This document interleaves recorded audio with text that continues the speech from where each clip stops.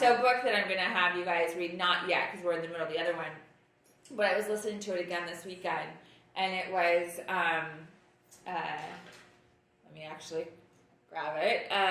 It's a tough one, and it takes a while.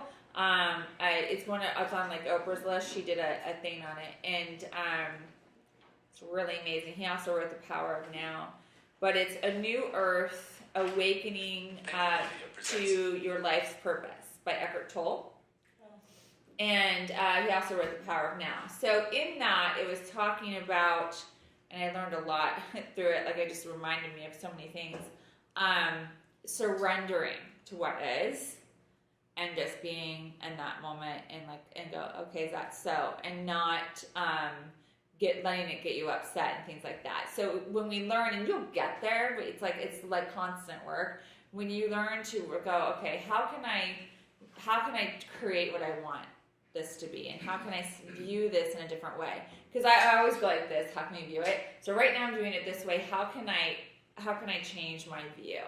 And with you, it's easy for me to stay on the outside looking in, but I've been married, and I've had to do projects with a husband because I've put new floors in too. So I know the aggravation of man and women energy together while trying to get things done in the house. And I would have loved for him to have had a headache and be in bed, right? So, I mean, that is the truth. So, I mean, that, like, you actually got lucky, you know what I mean? So, we did it. Yeah, did you get it? Yeah, I do. I actually, as soon as you said that, I did feel a little happy that I didn't have to deal with. I know, but then and then you feel guilty and all this kind of stuff. But now that I know, I'll just stay on that path. Just stay on that path of like, okay, awesome. He's gonna get some rest. He may need rest, right? Maybe, yeah. So he was getting the rest that he maybe didn't realize he needed. Yeah. And wouldn't have otherwise gotten it. Mm-hmm.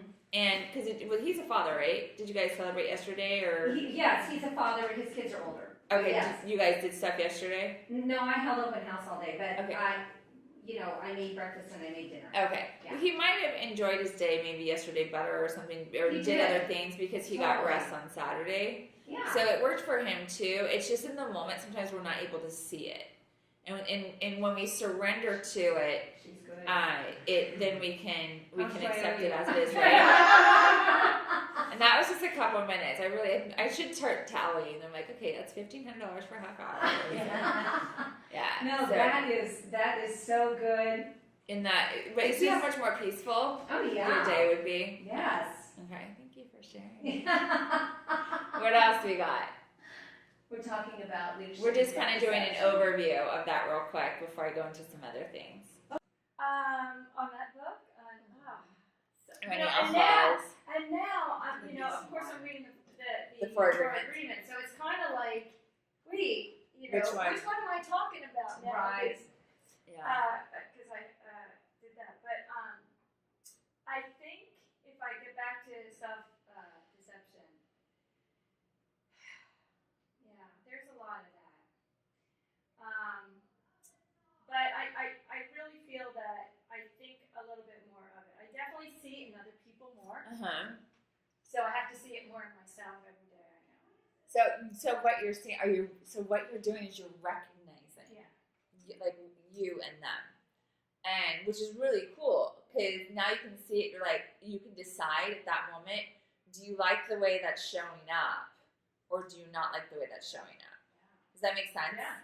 So when we see something that we recognize, like I really like the way that person's showing up when they're doing that, I'm going to do more of that. Or I really don't like the way I view this person when they're showing up this way, I'm not going to do that anymore. So have you ever seen someone where they acted out or they acted in a way and you're like, gosh, I never want to look like that. Like if they're screaming or yelling, you're like, oh my gosh, they look like a lunatic. I don't want to do that. I don't want to look like that. So it's really cool when there's another, we'll get there one day, but it's one of Tom Ferry's book that he wrote.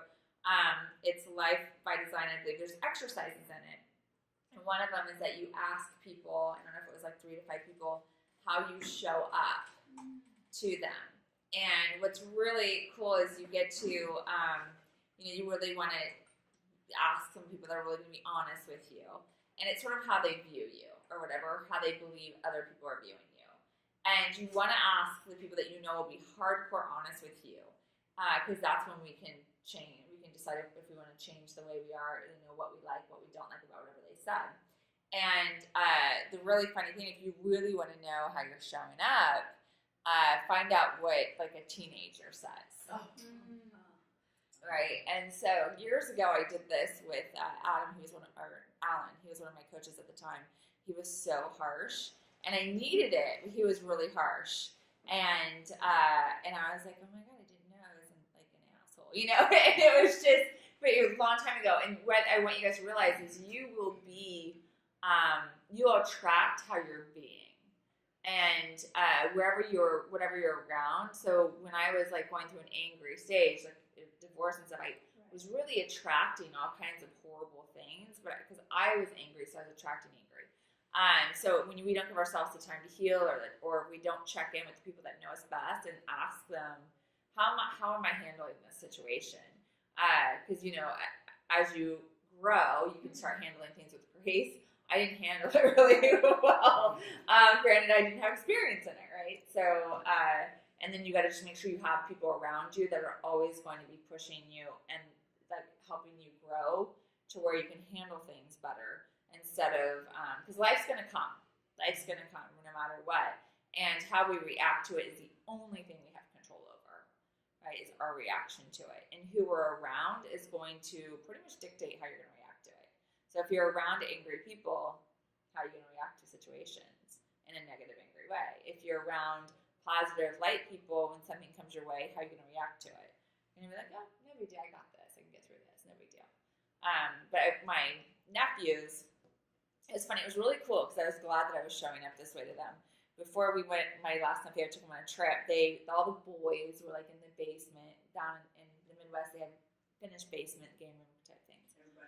Yeah, and so they were hanging out, and I had my other nephew. He had gotten a trip with me last year, and this was this year. And their friends were like, "Is your aunt cool, or is she gonna be a nightmare?" Like that kind of stuff, because they're used to their parents, right? And so my other nephew goes, "I don't know, she's cool." He goes, "Robin doesn't give a shit." He goes, "This is how Robin is. You be you, I'll be me." And so it's really great. And my other nephew told me what he said. And I was like, oh, I'm so glad you see me that way, because that's how I want to be. Like, you take care of you. I'll take care of me. And it's so funny, but what we'll talk about tomorrow in the 4 agreements, when we talk about don't take things personal, and I'll give you guys some things to think about when you're reading that chapter for tomorrow, is we start taking things personal when we want other people to be who we want them to be to us. Does that make sense? Mm-hmm. Especially spouses, boyfriends, things like that. And it really is hard on friendships and business relationships, marriages, when we really just want that person to be who we want them to be, without them even knowing about all these expectations we've put on them, right? Or we put on ourselves, and we take it personal when they're not being someone they're not, right? I took some heavy-duty therapy with my last relationship. Mm-hmm. I was involved with an extremely powerful, controlling man. Mm-hmm. Loved him to death. So another girlfriend of mine who was married to a very powerful man, she said, you need to go see this woman. She's written books.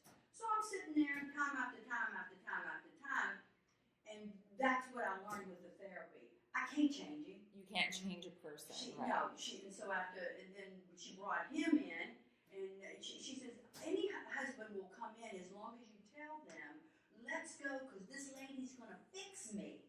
So she needs you to help. Okay, I'm there. Oh, right. If there's a bus, I'll get on it. Let's go fix Denise. Right. So, and after she talked to him a few times, in my next session, I went in, she said, he's broke. We ain't going to fix it. Let's plan B. What's plan B? Yeah, so, yeah, but, yeah. And I learned too with JC, don't get involved with someone that you're not going to fix. Right. Leave them alone. If you can deal with the way they are, that's great. Right. But if you can't, walk the fuck away. Love you, Denise. Yeah. Yeah. So you really do have to accept everyone for who they are and who they aren't. It's both ways, right? Who they are and who they aren't. It's okay. And when you got to, and it takes two. It doesn't mean that you guys can't grow together, but with relationships, the number one thing why they break up is one stops growing, one keeps growing, right? So you can create any relationship you want, business, personal, anything, if you're both on board, right?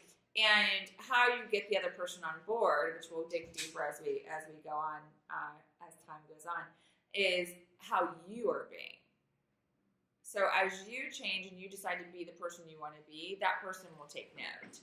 And if you've noticed, I think it was Julie in the last one. I don't think you were there on Friday, where she said her husband was like, "What is happening to you?" Right? And they get curious, right? And then they want to read the book, or that they want to go wherever you're doing. They want to do that, and it has nothing to do with them changing because you did something to them. It's because of how you decided to be. Does that make sense?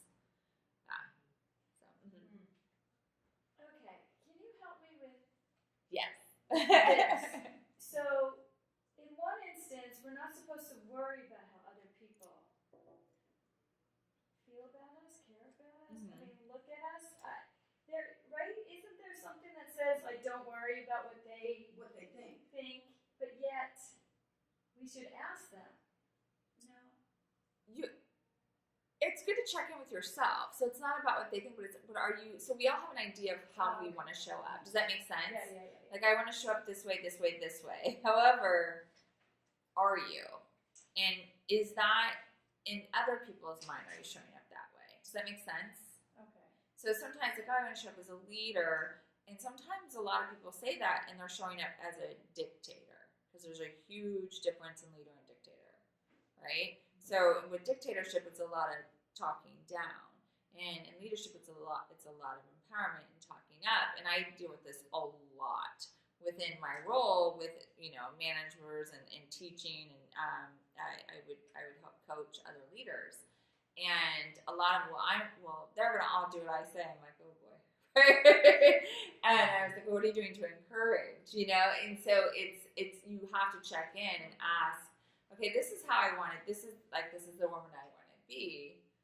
Do you see me as that? And you always have to consider the source, right? Mm-hmm. So you would ask someone that don't know that well, but then you really want to ask the people you know really well. How am I showing up? Or do I? Because there are people that complain a lot that do sincerely not know they complain a lot, and they talk and they say they're positive people, right? So we have to realize, like, I'm a positive person. Don't you think I'm a positive person? I was like, what?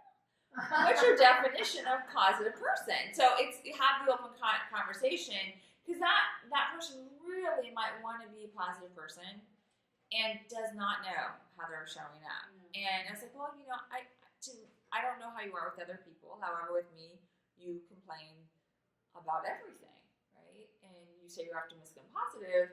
My definition is maybe a little different, because usually positive optimistic doesn't complain about everything, right? But have you ever met those people? Or there's just like, and it's exhausting to be around sometimes, because you're just like, can we get through 10 minutes without the world falling apart on you? Then they bring you down. And they bring you down, exactly. So it's not, and it is kind of like this, where you, like, I always say other people's opinions of me or what they think about me in my business, right? Right. In business, I can only control how I'm being. I would try to control my image and how I'm being there. I can't control other people's thoughts about it, though. Does that make sense? Yeah. I can only be projected out there, like, okay, I want to show up this way in business. I want to show up as this person, get things out, this, and this.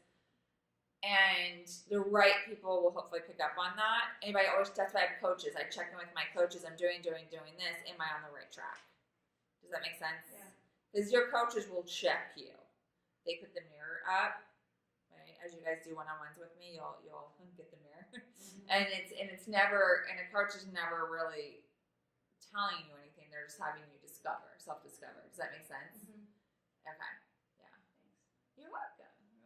Did I help with that? I think so. Yeah. The more you said it, I see the difference. Okay. Yeah. So it's how you're projecting yourself, mm-hmm. how they will.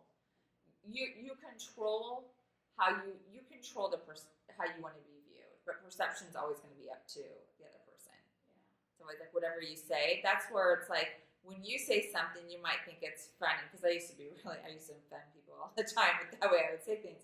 So as long as I would adjust some words. I'm like, oh, now it's not offensive, and that was hard work for me because I have a comedic background, right? So I'm very sarcastic. I joke around a lot.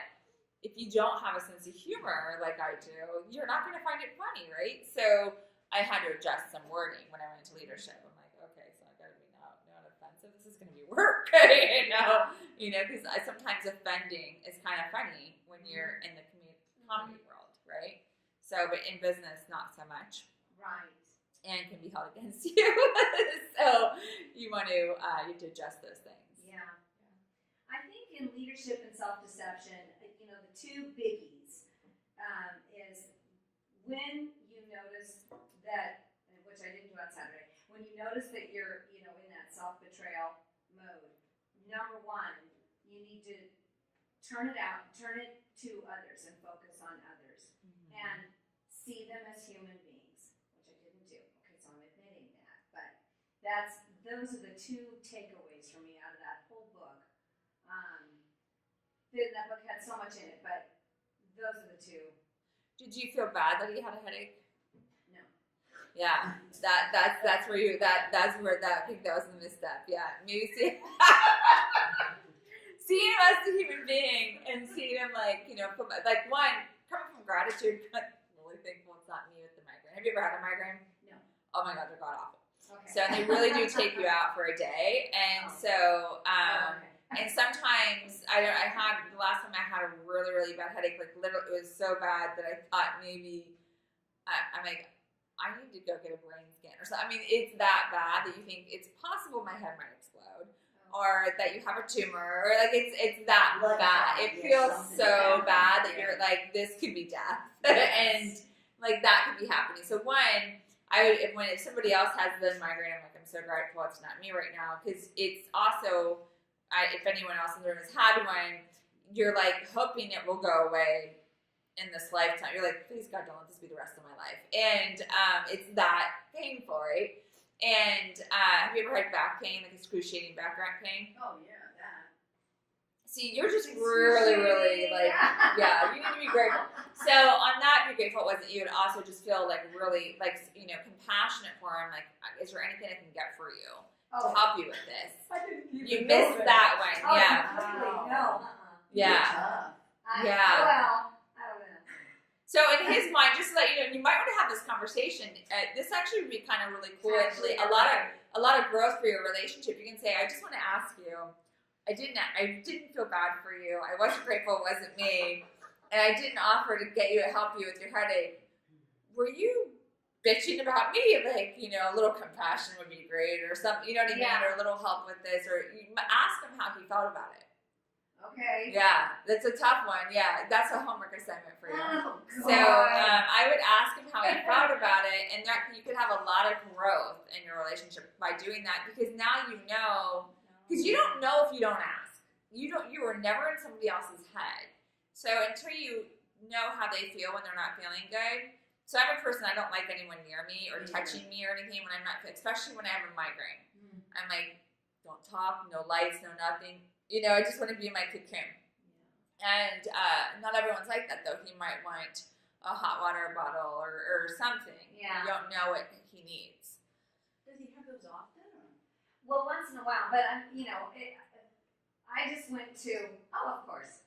Yeah, you're not. You went. So do you know what you went to? Because we have to work. So there's like, as soon there. as you went to, of course, where did you go? I'm right. Victim. Oh, I'm victim. Okay. Yeah, Okay. you went to victim. All right. Yeah. Okay. Yeah. Oh boy. It's like way more than 7. But who had the headache? What? Oh, he did. So if anyone, had more, if the weight was going to go in someone's favor for playing victim, that would be the person with the headache. Yes. Well, when he told me that one, he's like, I'm not feeling very well. I was like, should we cancel today then? Because I've got other things to do. If you're great. And the other thing too, and I don't mean to freak you out or anything, because if he's not feeling well, dig deeper in that. I mean, there could be something bigger go wrong. Men are horrible going to the doctor, And when they don't feel well, they don't really say much because they have like this big ego or whatever, and they're always sick and they hate doctors. So, I mean, I pay more attention to that if he doesn't feel good, and maybe have him go to the doctor, make sure everything's good with him. If he hasn't been to check up recently. Okay. Yeah. Okay. Yeah. Because you don't want to regret, and this is a thing I said in the other class, and I don't mean to I'm not trying to make you feel guilty or anything. I'm helping you grow here. Thank you. And everyone in the room can learn from this. There's no do-overs. So Yeah. and I compare it to my dog because I don't have I haven't had this experience with a human. But I can share it with my grandmother too. So with my dog, I remember his last day clearly, and I was holding him. I took him to the beach, and I was just like, I should have taken you on more walks. Like I just realized I was like, I'm such an ass. Like the times where I slept, I was like, I will never sleep in again. When I was like, I would never sleep in again. I would always take you on a walk if I could just have another year or something. Yes. It's one of those things. Just one more day. So with my grandmother, I'm telling you, there's no do-overs. Thank God I started, because for 2 years I made sure like I was there all the time. I always flew back for holidays and everything like that. Before that, I never did. And thank God I got those 2 years. And when we had, like when people do collages of families, and we had all these poster boards and stuff of families up during her funeral, I wasn't in a lot of the photos. So I was only in like the last couple years. And thank God I at least did that. And I realized, I'm like, oh my God, I would have never gotten that time back. Yeah. And I couldn't get the other time back. Right? Yeah. So there's just no do-overs. Mm-hmm. So whenever, someone, that's why always coming from compassion, because we don't know when our last time, have you heard, there's always a last time and you don't know when it is. Mm-hmm. And so I was like, if I would have known that was the last time I was going to see you. If I was grateful I got to say goodbye to my grandma, but if I would have known that was the last time, like, when you go through a breakup, if I would have known that was the last time I was going to kiss you, I would have, like, maybe let it last a little longer, or that kind of thing. So with when people get sick or our spouses or our family members, what if we were to live every day as if that could possibly be the last one? How would we treat them? Like, this is I'm going to treat this like this is my last day with you. How do I want to leave you today? And doing that. And again, I'm not trying to, like, she's like, oh, I make me see it differently. Yeah. So, but it's like, if this was it, how would I want to leave you? Do I want to leave you frustrated and upset? Or do I want to leave you loving and compassionate? Mm-hmm. That kind of thing. And that's the only thing we have control over is what state we leave in. Yeah. Right? And so, we could have and even what state we come into a room in. Like, I could have had the worst morning ever, and when I come into this room, do I bring that with me, or do I come in a good state and give that to you? Like, whatever I'm giving you is my gift to you. Does that make sense? Mm-hmm. So anytime we go into an appointment, anytime we have an open house, no matter what's going on, that's why I say do not pick up your phone before a listing appointment. For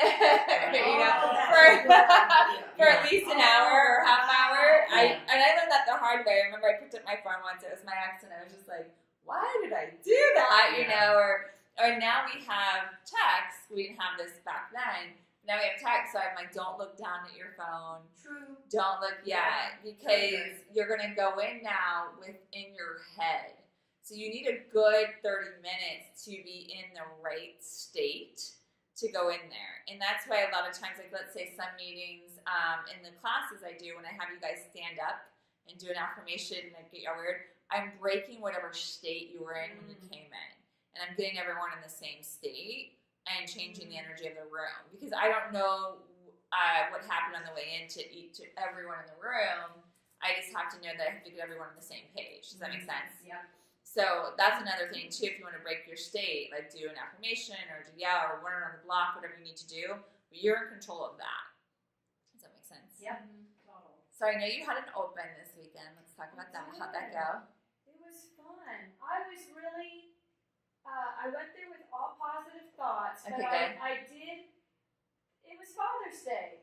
Right. Going to show up, And so I stopped at the open house the day before, which I'm grateful for. Okay. I'm gonna, for person the Father's Day who's gonna show up, real people that are actually Right. interested. That's Yeah. what I knew that It's like the part, same thing right? on rainy days. Yeah. Like, who's showing up? The real buyers, Yeah, right? So Yeah. that's all I keep Yeah. saying is that one person's going to come in, and that's Where what were you? Yeah. I was in Laguna Beach. Oh, okay. Oh, you did the big house. The Yes. Privero one, yeah. Okay, Jody, good. And I had like two groups of people like before 1 o'clock, so that was pretty cool. Mhm. And I had probably a total of maybe 7 people that I texted you. Yeah, Did you get it? 7 Okay. groups, yeah. And 4 of them were neighbors, and all of the neighbors said the contractors and everyone who worked on that house was so nice. Oh, good.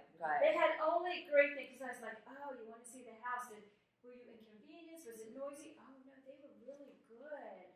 Oh, wow. And the people directly across the street, he's like, I could tell that they really supported that house, and they really did good work, and they didn't cut corners. And Wow. so there was a lot of good feedback on that. And so a lot of those people lived there a long time, too. Yeah. People lived there, 60 Laguna's like that, years. yeah. Yeah. And I had one guy that came in a little sports car, and I'm like, he's the one. I just know he's the one. Right. And he was just like, oh, it's such a pretty day. I saw your sign. I'm just cruising around. I'm like, yeah, okay, I agree.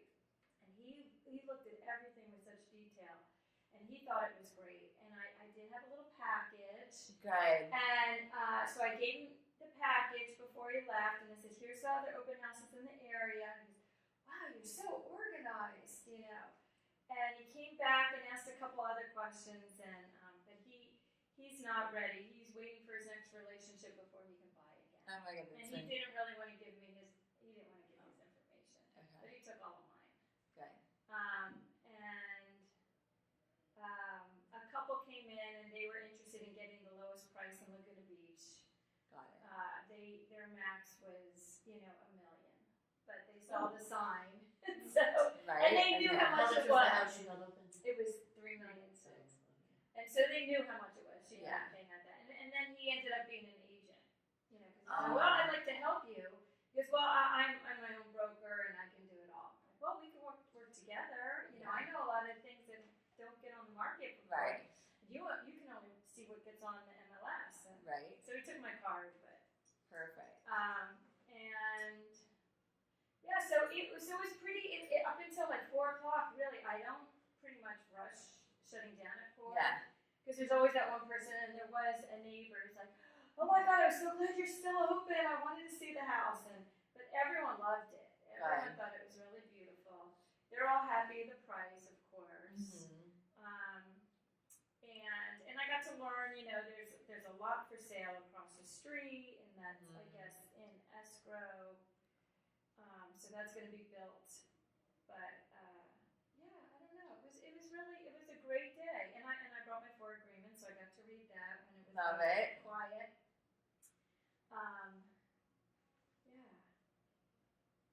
Good. So you never know what the neighbors will that in depth. Like if people, yeah. Because the thing is like you want to be that word of mouth person. It's like, oh well, this one lady, you might want to call her. Because you never know, but you just want to be at top of mind.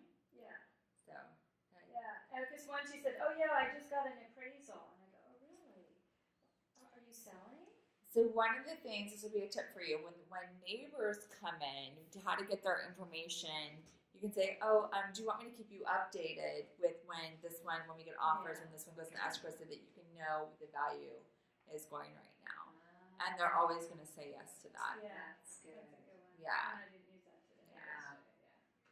You never Really use it good next one. time. Yeah. But it's another one. But if you have any of their information, you can contact them and go, hey, I just wanted to ask you when you were here. Do you want me to keep you updated? I do that with others. Yeah. Like I just sent an email to someone else for a house that closed that I was doing an open. Yeah, So I do that, but I didn't do that. Yeah. And it was such a beautiful day. Mm-hmm. Like the night before, it talked about some rain, possibly and stuff, and it was just such a gorgeous day. It was really pretty. Yeah, I'm glad it didn't end up raining or anything. Who asked? What was that? Your experience this weekend? Well, I had open house yesterday. These are the people that were my buyers. Right. That their house fell out, and Yeah. they have an agent that said there won't be any, because they're saying, well, we want it open both days, and he said, well, I'll only hold it open on Saturday because no one's going to come on Father's Day. and I said, just check in with Bruce real quick, make sure he doesn't want to hold it open on Father's Day. I'm happy to help you guys out.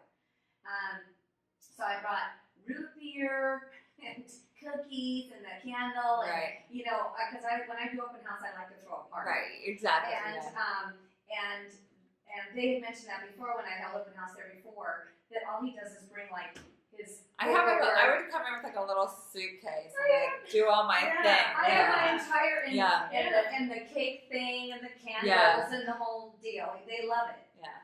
Anyway, It's so funny. I had at least 12 groups through. See? It was good. It was such a good day, and I was so busy in the first hour and a half. I mean, I was just boom, boom, boom, boom, boom, go, go, go, go, talking with everybody as much as I could. And then there was like a lull for about an hour. So I read my book, and then everybody started coming back in. So it was that many people in just a really short period of time in between. And I held it open until I had it published from 1 to 5. What I love about days like Father's Day and stuff Yeah. is it's usually the days that you'll get the couple together. Yes. Yeah. No, that's Yeah. exactly what happened. We had lots of couples. I had lots of couples together. Almost everybody was a couple together, except that one time 2 ladies came in, and then they went back and got their husbands, and the husbands came in. Yeah. So it was, I thought, a fantastic day. I got information from 3 people, but I do want to role play with you about Purple Brick. Okay, yeah. Oh, Tell Lord. me, yeah. Okay, so one of the guys that came in, he wants to sell his house Okay. in Spyglass in a gated community just down at the end of Spyglass. And he gave me his address, and he said he's already using Purple Bricks. I said, did you sign the document? And he said, no, I haven't signed anything. And I said, okay, why are you using Purple Bricks? Because I heard this from you, I think it was. Yeah. Because I haven't seen a lot of, kind of discount brokerage signs around this area. No. That was kind of a little bit but he has to sell. He's in big trouble. And That's why he wants purple bricks. yeah, but I really don't know anything about Purple Bricks. Except Yeah. they're cheap, right? Yeah, the only thing I heard is like you have to call them and you never get a call back. I mean, even Agents as an won't show agent, them. They can't get in. Yeah. Yeah. That's what I've heard. Well, okay, that's a really good point. But what he told me was that it's really all about commission. They'll pay. He'll pay 2.5 on who brings the buyer, but they only charge like $5,000 to the seller, flat fee. Right. The problem with that is, I tell them, I'm like, well, what do you think the negotiation power on the other end is going to be? Because it's more of like dealing with a computer. They're just going to submit something. I mean, at that point, you might as well go to the auction platform. They're just going to submit you something. They don't care, right? Because they're getting $5,000. That's it. Our commissions is based on how much you sell for. Mm-hmm. And so if you sell for $50,000 difference, $100,000 difference, well, obviously that's a difference to us too. It's a difference to our reputation. Like we're not Purple Bricks. We're Lisa, Right. Jody, and Right. you know what I mean? Yes. So, and we are judged and graded on the percentage per listing price it goes to, how many days on the market it is. It really does go to our reputation. I've let go of listings because they wouldn't listen to me on price because I'm like, this is ruining my scores and everything. This is insane. And their negotiation power is going to be a lot more than the commission. Okay. So let's say like for, and we used to deal with this back in the day when it was help you sell and assist you sell, and they would do 4%. And I would say, okay, so you're arguing with me about 1%, which I think at this time was $13,000. I'm like, you're going to lose $50,000 in negotiation power. You're going to lose $50,000 because you want to argue over 13. I go, and I'm telling you right now, God help you if you have me on the other side. Because I'm going to eat alive the other person because they can't even negotiate for their own livelihood. So any agent at all in Newport Beach going up against Purple Bricks is going to eat them alive. If they even give it a second thought. A lot of agents, this is a very small community, it is what it is. And I'm not saying it's right, I'm not saying it's ethical, I'm not saying anything like that, it just is, right? And it is so. So how it is in the community, because everyone wants to keep us strong and keep, this is our industry. They'll wait for it to expire before they'll show it. It's kind of like realtors banding together. A lot of people, unless it's a must, will not show properties that are listed by Perklebrits out of just being a protest. And so agents won't show it. I'll also tell you, this is how it is in South County and how it was. I don't know if it's still that way. I don't know if it's like this up here. If we had down there for like multiple offers or whatever, it would be really hard for a Realty One agent to get to be on top of the list, because the agents band together and they're like, we're not going to support agents that they're one here, the one there, that only pay so much per file, because they just wouldn't do it, and they were not respected, because they also knew that they'd be doing all the work. Right? They'd be doing all the work because they're not properly trained, and they're going to be doing all the work, and it's just a liability.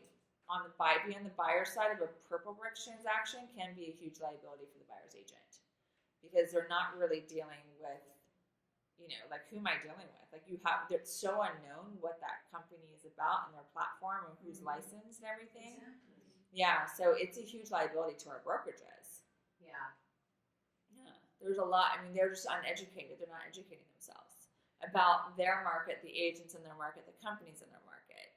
It's going, so Help You Sound Assisted Sell, I don't know if they're still around. I do know that they're not in South Orange County like they were. So this is a phase. I don't know if it'll be around. It won't. So it's like, okay, well, and they're probably looking for that. In a seller's market, that stuff works. But where's the market going?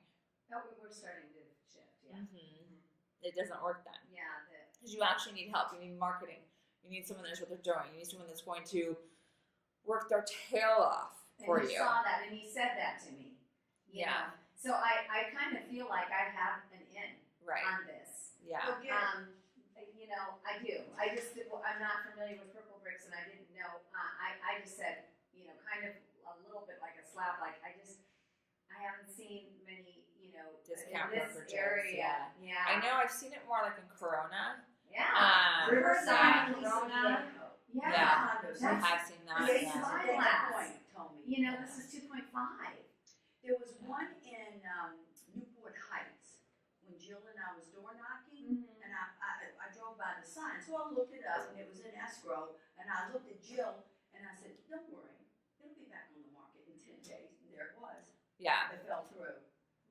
Yeah.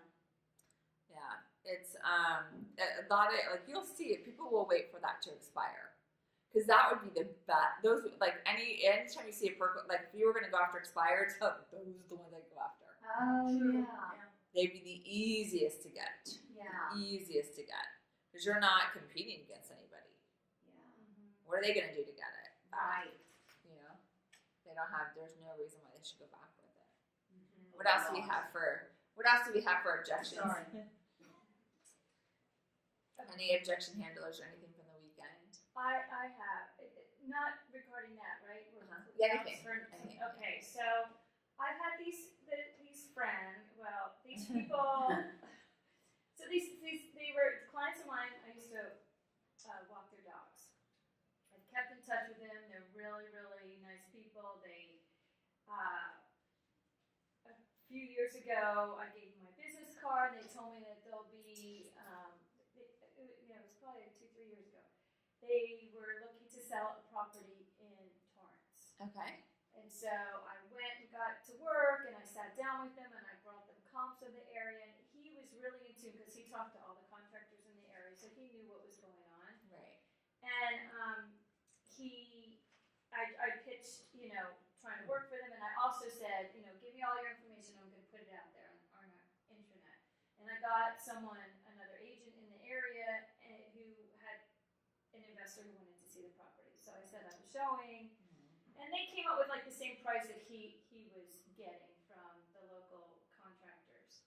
So he wasn't going to take that. And so I asked him, I said, well, when you're ready to sell, I'd really like to be your agent. And he said, you know what, Jody, there's a local Torrance person here. We're going to use her.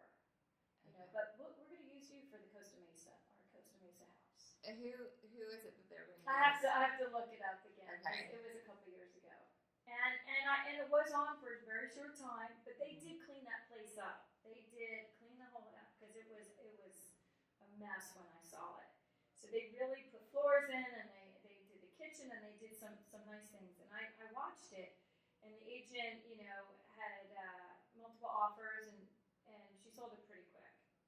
So I keep in touch with them. They live, a few blocks away. I stop in whenever I see them outside. I stop in at certain holidays, and I'll talk to them.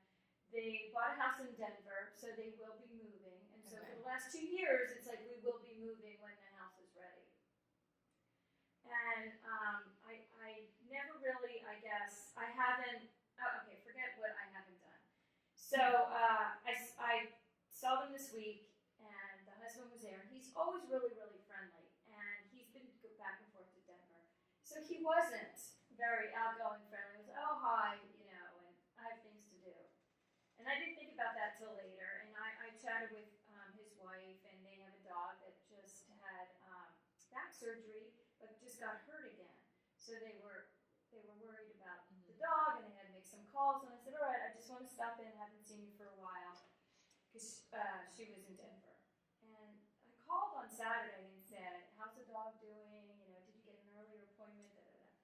And then I said, I was just wondering. I hope.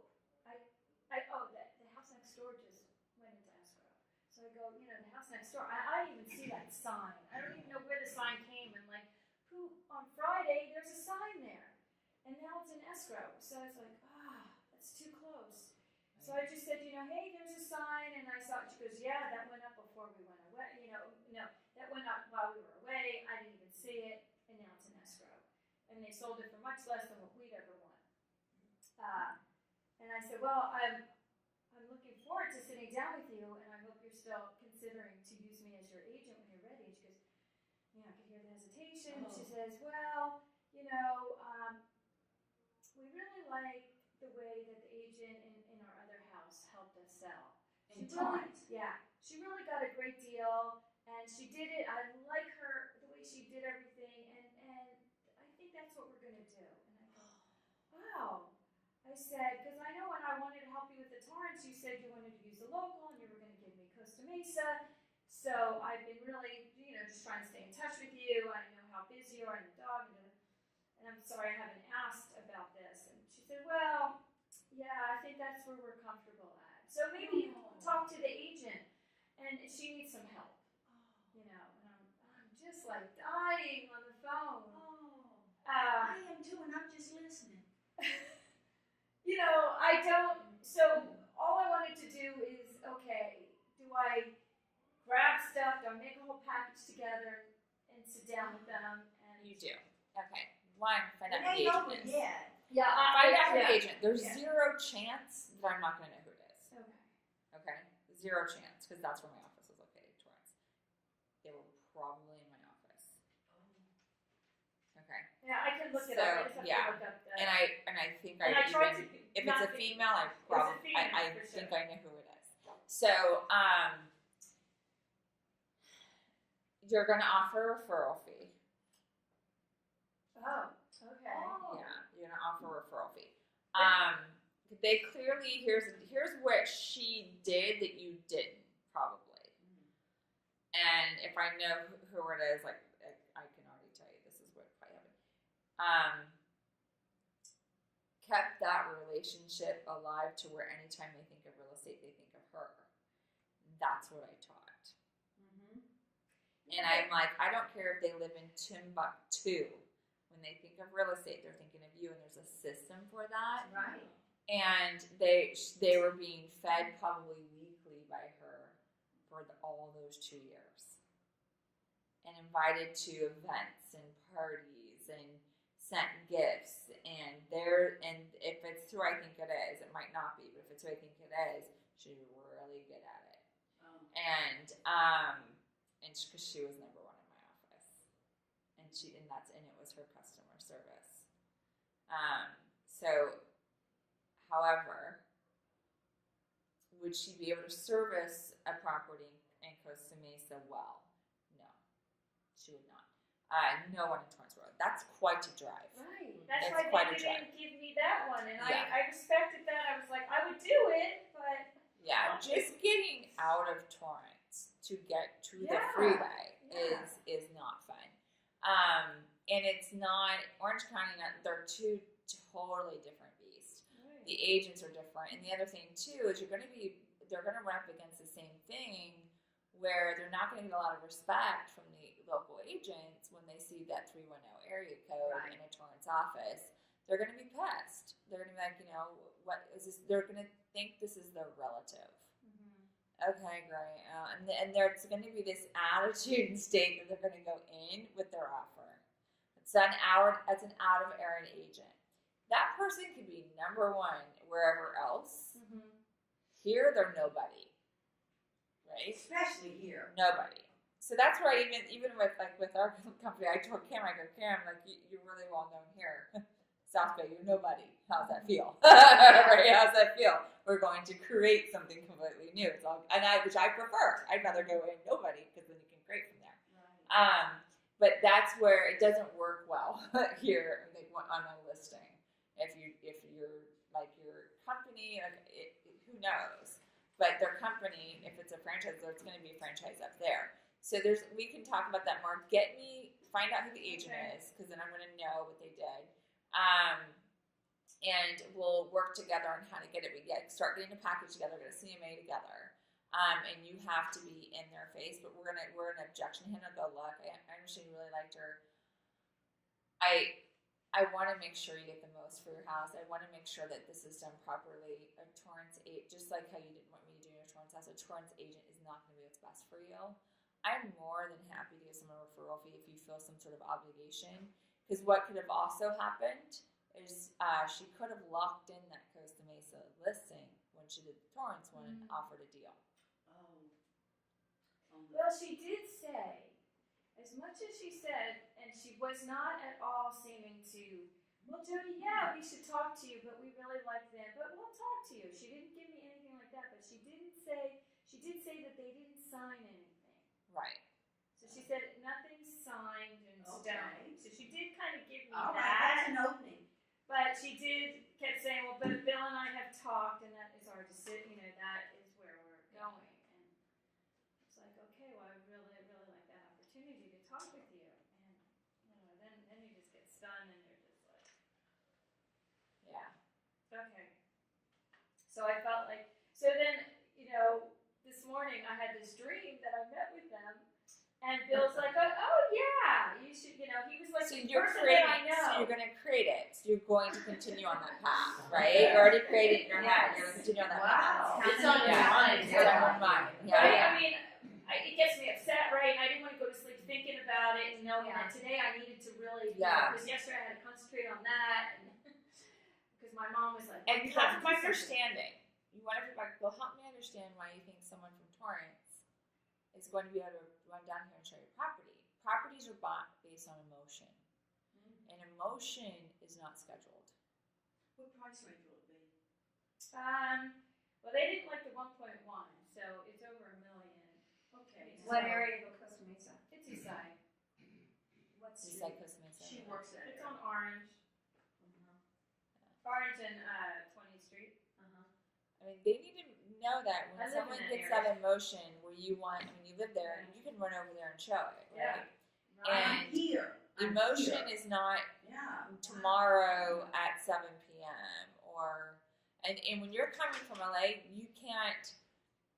Being on time is an issue. Like you never know when an accident's going to happen. I mean, it happens to me all the time, right? And there's a lot of time for you to have running behind an accident. Unless she's convinced them that it's so easy for them to set the lot box. Well, Right. It would be easy if they were willing to, and That's why I it said would price be range. easy if they were willing to take $1 million. Right. The fact that they want top dollar, It's Yeah. not that's easy. going to be a problem. You need to They be don't there. even know. This person doesn't even know who to market to. Right. And ask him. So what we'll do is we'll come up with questions. Did you ask your agent these questions? Who is she going to market to? Who does she know who buys these homes here? You need Does she the know the rest of her demographic? answer. You know what I mean? You have to ask these are questions to ask the agent. I'm not trying to say this person's not good in Torrance, but does she know who buys the homes here? Does she know the demographic? Does she know who to market to? Ask her these questions because that you will stump them on. You will stump them every day on that one. Oh, that's, Yeah. No, Because if you're going to sell in Torrance, I can tell you all day long who to market to. You wouldn't know though. Right. You would have no idea of that demographic. That I can be like, go here, go here, go here. This is going to be a buyer. Hawthorne, I'm like, totally knew what demographic that's going to be. But for coming from, I only knew that because I had to learn it. Yeah. Mm-hmm. I was going through my SOI and I went and took somebody out. Was that helpful, by the way? Yes. Okay, yes. good. But And we'll there'll meet be separately more, on that. right? Yeah. There'll be more. Yeah. So I called somebody I haven't spoken to in a while, Mm-hmm. just have a casual lunch rather than a business lunch. And I went up to Beverly Hills, that's where she lives. And in speaking to her, Let me give you a hint. It's always going to be a casual lunch until they've agreed to do business with you. right, I mean, I know this So person we're never 25 going to years. consider it a business lunch until they agree. Okay. So my question is, what would be the reason for her to work with me in Orange County if she's in Beverly Hills? There isn't. You need to work with someone. You need to have a partner up there. Yeah. I mean, we didn't get into the nitty-gritty of it. I mean, I did give, I forgot his name, the financial guy upstairs. Henry. Henry, the mortgage guy. So I got all of her information and gave it to him. She's working on that. To do a refi, right? To do a refi or to find out where she stands with this house and. You want to partner up with someone that's in Beverly Hills, and I can give you names. What price point is it? I'm not sure. Okay, so you need to find that out because if you don't even know that, obviously there's not going to want to work with you. But you need to find out in Beverly what that price range is for her house, and I can refer you to a Christie's affiliate that works in that price range because they're very, very weird about the price ranges that they work in. Some won't work on anything less than $10 million. Some will work on, or they're really good at between 1 and 5. It really depends. This is a condo.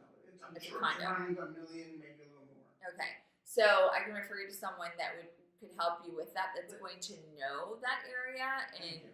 yeah, because otherwise, it's not going to make sense, and you're not going to be able to, especially with a condo. They have all kinds of rules. You're not going to be able to service it, and it doesn't. And financially, it wouldn't make sense for you after a while either, and you wouldn't be able to market Christie's without a co-list because we don't have the Beverly Hills market. That's Hilton Highland. So I know a lady that's amazing up there that may be able to co-list it, and I also know another guy up there that would work in that price range. So this is going to come through Hilton Highland? Yeah, I can give you 2 names of people that would work in that price range. Okay. And it won't be Gary, my boyfriend. He won't work in that price range. Yeah, he'll be like, no. I tried to give him a $1.5 million referral, and he's like, What did you Yeah. sneeze he at? goes, Yeah. here's 2 names. You can, yeah, I think if he took it on his own, but as splitting it with someone or referral, he's like, no, he's like, I can't do this. But yeah, I can refer that to you. It just doesn't make sense. And I live up, in the South Bay. I have a very good friend I've known for 15 years that I needed to get a place up in Marina Del Rey, and that's where good is. I gave it to Piper, our agent up there. I didn't even do it myself, which I live there and I know the area. It wasn't what was best for the client, right? I was like, I'm not going to be able to. I'm going to give you. I told him I'm going to give you really bad service, and I knew it. I was honest about it, and he's like, give me Piper's number. I was like, good for you, good choice, because you're not getting me. And it had taken over 3 hours to get home. So Beverly Hills that's far. People don't realize how far it is. The traffic is horrible. 2 miles is 25 minutes. you're right. Yeah, it's not good. From my house, I think it could take an hour and a half to get to Beverly Hills just because of traffic. And it's literally, I think, 20 miles or 12 miles or something. So anything else, I think we're good. I think we're good on time. Yeah, we're Can I done. ask a quick question? Yes. What do you guys put in your pre-listing packet when you're trying to get a listing appointment? Like Share. the marketing book that we have, the pre-listing, or our marketing booklet, and then maybe your testimonials, I don't have a pre-listing packet. I'm embarrassed to say, but yeah, I don't have either. one. Not a- Okay, so a really great pre-listing packet is going to be like a personal brochure about you. Okay. Any information if you want to provide about the company. I usually didn't, but we have really good stats, so that could be helpful. Like trend graphics. Yeah. So number one. Or in those little books that I had, I think I gave you one that was in that's the book that I'm kind of talking stuff that they have. Yeah. Mhm. So personal information about you, comparable sales. I like to warm them up to what is really going on in their market. Oh, you will give them a CMA without even seeing the inside of their house? I will not give them a CMA, an actual CMA. I will give them comps on their house, but I will not give them a price range for theirs. Okay. I will warm them up to what else is out there. Okay. Does that make sense? Yeah, like just market activity in their neighborhood, Yes. right? Okay. And then usually I'll give them some snapshot of what's going on out there, maybe like with rates going up. Mhm. I just different. Like I have Greg has all this info too. He's really good at it. Like how to prepare your home for sale. Yeah. Things like I'll have to look and see where I have them somewhere. That I think they might be on my other computer, Okay. but it's I have like booklets I would give them and best things, curb appeal, things like that. But it all has to do with selling. And then sometimes I also gave them, and this depends on what market it was, and if I didn't have my team at the time, I would give them the truth about open houses because I didn't want to do open houses. And this is what listing agents would do. I mean, it's true, I didn't have the time, right? And it would let them know that it wasn't about selling their houses, about getting buyers for their houses, stuff like that. Right. I stopped doing that when I had a team because I wanted my buyers agents in the open houses, right? But I mean, the truth about open houses, you can sell it. However, it really isn't about getting leads. It's marketing. Yeah. Yeah, you can have a bunch of people tromping through your house and I'm getting the leads. Right. Yeah. So I'm using your house as marketing for myself. And I would tell them the truth about it because I didn't have the time to do a bunch of Did open you have houses. some flyer on that? The truth about open houses? It was a booklet. Oh, it's a booklet. Yeah, it's an actual everything like with curb appeal. I think it was how to sell your home in a buyer's market. Even I had that. I'll have to look them up, but I'm positive it's not on this computer, so it'd be in my other computer. Okay. If you can remind me and see, like Allie, can you make sure Robin gets me this tomorrow? Okay. Because I don't have that computer with me. Then I can get that to you. All right, thank you. Because it's in my Outlook on that one, so I can't access it. I know. Anything else before you go? No. How you doing, darling? Oh, I'm fine. You did good. Yeah. Awesome. Awesome. You guys have a great day. Thank you. You're welcome.